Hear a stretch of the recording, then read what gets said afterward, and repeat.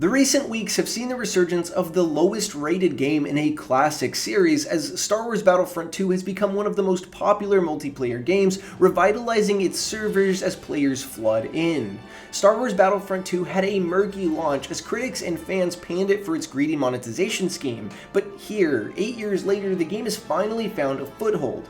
Why though, and how did this shooter find its way back into the hearts and minds of gamers all these years later? Today, let's look at the fall and the comeback of Star Wars Battlefront 2. First, we have to understand why Star Wars Battlefront 2 failed to gain the traction of its predecessors. Star Wars Battlefront 2 was hotly anticipated, as the Battlefront series is one of the most loved collections of shooters in gaming, and its developer DICE has a notable track record of success with its Battlefield games. Battlefront 2 boasted enhanced visuals, a wide increase in maps, adding both the prequels and the sequels to the lineup, and an improved class system that allowed players to more easily select heroes and have greater build variety. It was an improvement in almost every facet over Star Wars Battlefront 2015, but upon launch, it came with one thing that all the trailers and all the announcements failed to elaborate upon. That being Star Cards. Star Cards were EA's way of adding the pay-to-win monetization scheme they had implemented in their sports games to their other titles. Star Cards were received in paid-for loot boxes and contained upgrades to your classes and to your heroes, effectively making them a pay-to-win mechanic.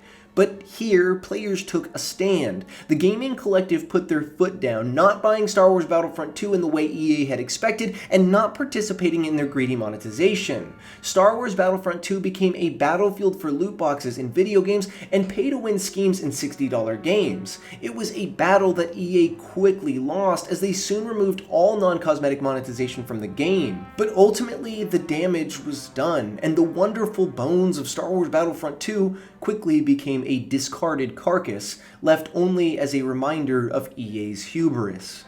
The coming years would be filled with DICE trying to undo the ruin EA had left the game in. This came in the form of copious amounts of free DLC. Every time a new movie or show would drop, Star Wars Battlefront 2 would accompany that with maps, characters, and skins. Star Wars Episodes 8 and 9 got their own maps, Scarif was added to commemorate Rogue One, Han Solo and Lando got skins to match their looks in the Solo movie, and eventually tons of prequel content was brought back in order to pull fans back.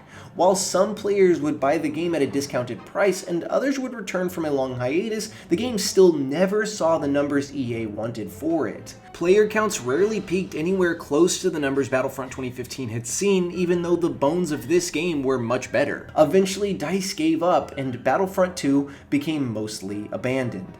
But on April 22nd, Andor Season 2 dropped. Andor, in my personal opinion, and in the opinion of a ton of critics, is one of the greatest Star Wars things ever created. It combines both realistic storytelling with the Star Wars universe to truly enrapture the viewer in the emotion and the pain of a true rebellion.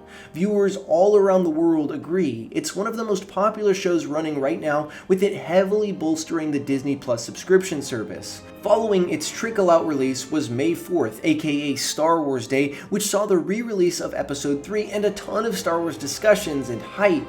All this got fans back in the mood for Star Wars, and as such, some gamers looked to the most recent multiplayer Star Wars game, Star Wars Battlefront 2. At first, it was a small groundswell of players remembering that the bones were excellent, that the map variety, which at first was stellar, is now an absurd abundance of Star Wars planets, and that tons of new things had been added that they had never gotten to check out. As word of mouth began to spread, the game also caught a discount for Star Wars Day, being only around $5 on Steam. New players started to pile in, friends communicated with friends, YouTubers like Jack Frag started uploading Star Wars Battlefront content, Twitter threads and Reddit posts and so on and so forth, then a day dedicated to everyone playing all together to break the peak concurrent player count, all these 8 years later, and we did it. We brought Star Wars Battlefront 2 back, and it's still going strong. Players are clamoring for Star Wars Battlefront 3 now, and the devs are responding. It's something no one could have predicted, but to be a part of something like this has been one of the most exciting moments in all my gaming time. Star Wars Battlefront 2 died because of EA's greedy hubris, but it has come back because of passion. The passion of DICE to make something great even when people were leaving, the passion of players to come back to something that never got a fair shot, and the passion of Star Wars fans around the world inspired by the beautiful story of Andor. Battlefront 2 is a testament to Star Wars, a testament to great developers, and ultimately a testament to community. This has become one of the most inspiring things to happen in the video game scene, so that was the story of the fall and the rise of Star Wars Battlefront 2. I hope you enjoyed, and thanks for watching.